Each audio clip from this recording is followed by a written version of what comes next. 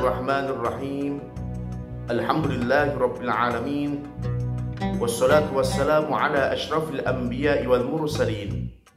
Sayyidina wa maulana Muhammadin al-mab'uts rahmatan lil alamin wa ala alihi wa ashabihi wa man tabi'ahu bi ihsan ila yaumiddin, amma ba'du. Ma'asyiral muslimin rahimakumullah. Pada kesempatan ini perkenankanlah kepada saya untuk berbicara terkait tentang perintah, etika, dan keutamaan bersolawat kepada Nabi Muhammad sallallahu alaihi wasallam. Ma'asyiral muslimin rahimakumullah. Nabi Muhammad sallallahu alaihi wasallam adalah manusia termulia. Beliau adalah suri tauladan utama dan pertama bagi umat Islam dalam segala aspek kehidupan. Salah satu hal yang patut diteladani dari beliau adalah budi pekerti beliau yang luhur. Beliau adalah orang yang maaf, penyabar, bijaksana, pemberani, dan penuh kasih sayang. Nabi Muhammad SAW, nama beliau disematkan kepada beliau adalah nama terbaik. Nama itu diberikan oleh kakek beliau yang bernama Abdul Muthalib dengan harapan agar beliau dipuji oleh penduduk langit dan juga penduduk bumi.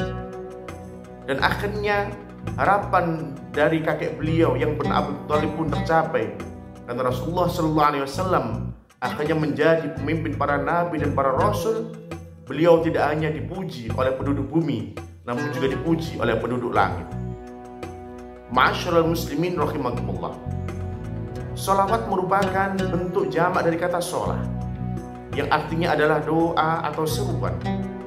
Membaca sholawat Nabi memiliki maksud mendoakan atau memohonkan kepada Allah Subhanahu wa Ta'ala untuk Nabi dengan ucapan, pernyataan, dan pengharapan semoga beliau sejahtera. Perintah bersolawat untuk Nabi Muhammad SAW tercantum dalam Al-Quran surat Al-Ahzab ayat 56. A'udzu billahi minasyaitonir rajim. Innallaha wa malaikatahu yusholluna 'alan nabiy ya ayyuhalladzina amanu shallu 'alaihi wa sallimu taslima. Yang artinya sesungguhnya Allah dan malaikat-malaikatnya bersolawat untuk Nabi Muhammad SAW.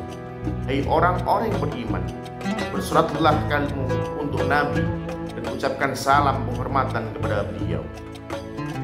Ma'asyiral muslimin rahimakumullah.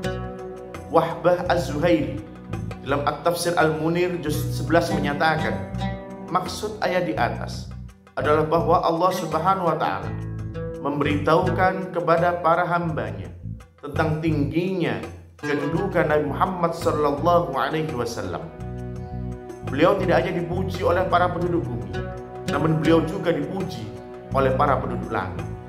Sholawat yang berasal dari Allah Subhanahu wa Ta'ala itu berarti rahmat yang diberikan oleh Allah Subhanahu wa Ta'ala kepada Nabi Muhammad sallallahu alaihi wasallam.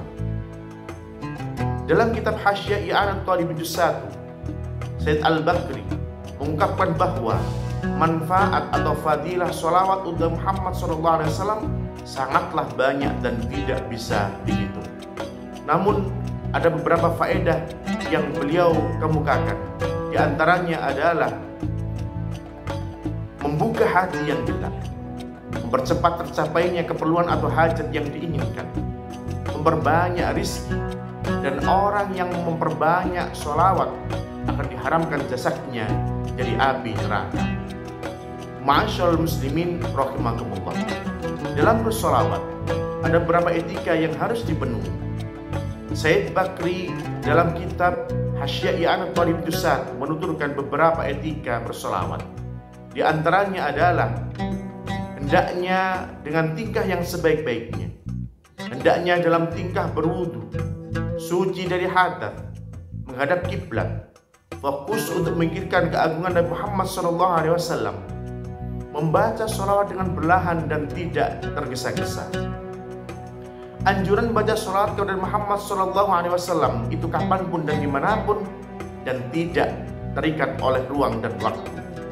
Namun terdapat waktu khusus di mana sholawat itu dianjurkan, yaitu dalam sebuah hadis dinyatakan, inna min afdali ayyamikum yaumal jumu'ah fa'akthiru alayya minas sholati fihi fa inna sholatakum ma'rudatun alayya. Yang artinya, sesungguhnya hari Jumat adalah hari yang paling utama, maka perbanyaklah sholawat kepada aku di hari Jumat, sebab sholawat kalian akan sampai kepada aku. Ma'asyiral muslimin rahimakumullah. Ada banyak hadis yang menerangkan tentang keutamaan membaca sholawat kepada Nabi Muhammad SAW. Di antaranya sebagaimana berikut. Yang pertama, orang yang bersolawat akan mendapatkan syafaat dari Nabi Muhammad SAW. Dalam sebuah hadis dinyatakan, aulan nasi yaumal qiyamati aktsaruhum alayya sholatan.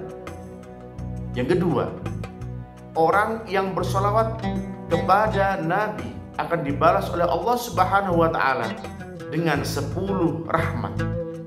Dalam sebuah hadis dinyatakan, man shalla alayya sholatan sallallahu alaihi biha asyran.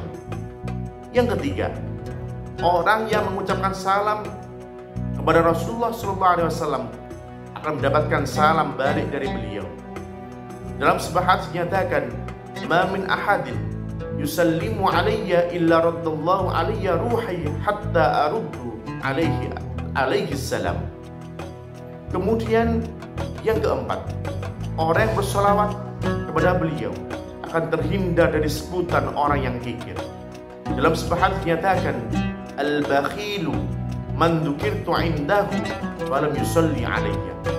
Kemudian yang kelima, orang yang bersolawat untuk Nabi Muhammad SAW akan menjadi orang yang paling dekat dengan beliau di hari kiamat. Dalam sebuah hadis dinyatakan, aulan nasi bi yaumal qiyamati aktsaruhum alayya sholatan. Kemudian yang keenam, orang yang membaca sholawat akan terhindar dari kehinaan. Dalam sebuah hadis dinyatakan, rahima anfu rajulin dzukirtu indahu falam yusalli alayya. Ma'asyiral muslimin rahimakumullah.